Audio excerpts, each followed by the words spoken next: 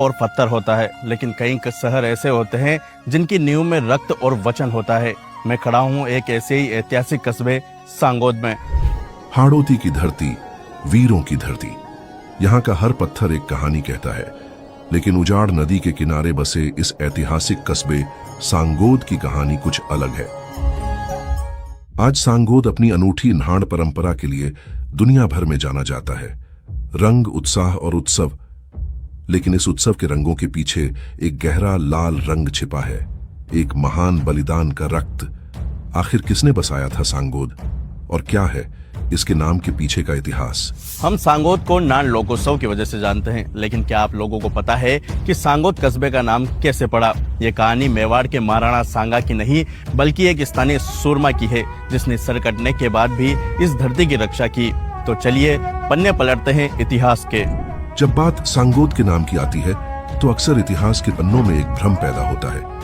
कई लोग इसे मेवाड़ के महान योद्धा महाराणा सांगा से जोड़ते हैं। यह सच है कि महाराणा सांगा ने इस क्षेत्र में खातौली और गागरोन के ऐतिहासिक युद्ध लड़े, लेकिन इतिहासकार और स्थानीय जनश्रुतियां साफ करती हैं कि सांगोद कस्बे की नींव उन्होंने नहीं रखी थी।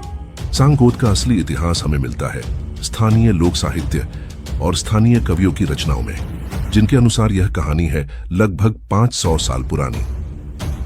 पटेल सांगा गुजर न सांगोद बसाई, उनका ही नाम सुई को नाम सांगोद पड़ियो।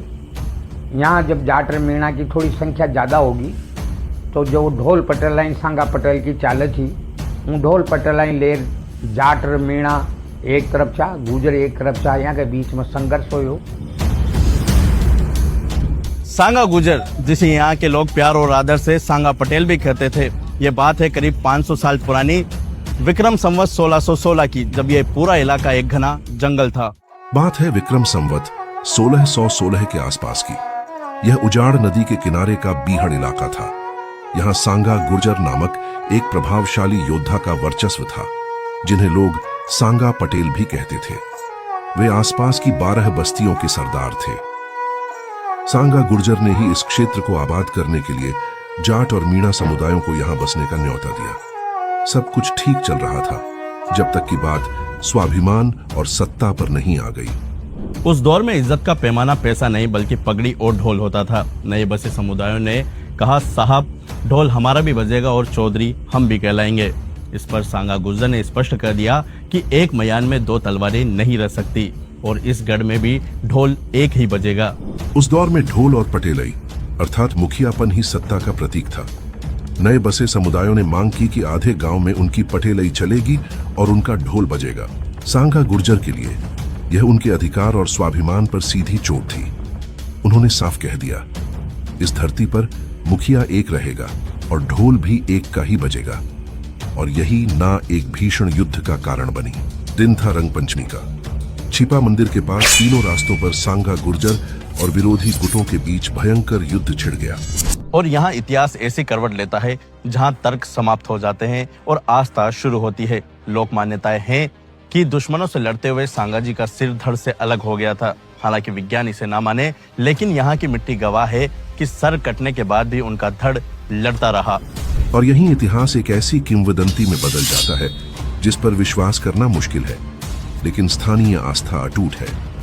लोक मान्यता है कि लड़ते हुए सांगा गुर्जर का सिर धड़ से अलग हो गया था, लेकिन कहते हैं सिर कटने के बाद भी उनका धड़ दुश्मनों से लड़ता रहा।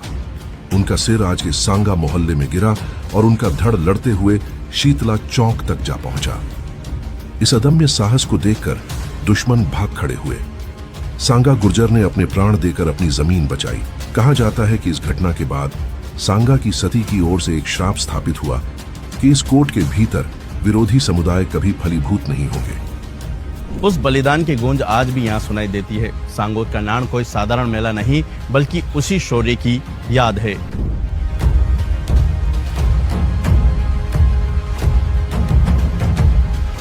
नाण में निकलने वाली 12 भाले की सवारी उन्हीं 12 बस्तियों का प्रतीक है, जिनकी रक्षा सांगा गुर्जर ने की थी। आज 500 साल बाद भी सांगोद का प्रसिद्ध न्हाण सांगा गुर्जर के उसी बलिदान की याद दिलाता है।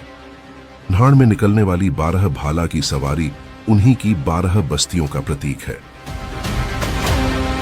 समय बदल गया, पीढ़ियां बदल गई, लेकिन सांगोद के लोगों ने अपने जनक को नहीं भुलाया। सांगोद का नाम सिर्फ एक शब्द नहीं है, यह नाम है उस योद्धा का जिसने अपने खून से इस कस्बे की सीमाएं खींची थीं। जब तक सांगोद रहेगा, सांगा गुर्जर का बलिदान यहाँ की हवाओं में गूंजता रहेगा। तो अगली बार जब आप सांगोद आए या नान लोकसों की गुलाल हवा में दिखे तो याद रखिएगा, ये रंग सिर्फ खुशी का नहीं बल्कि सांगा पटेल के, सांगा गुर्जर के बलिदान का भी है।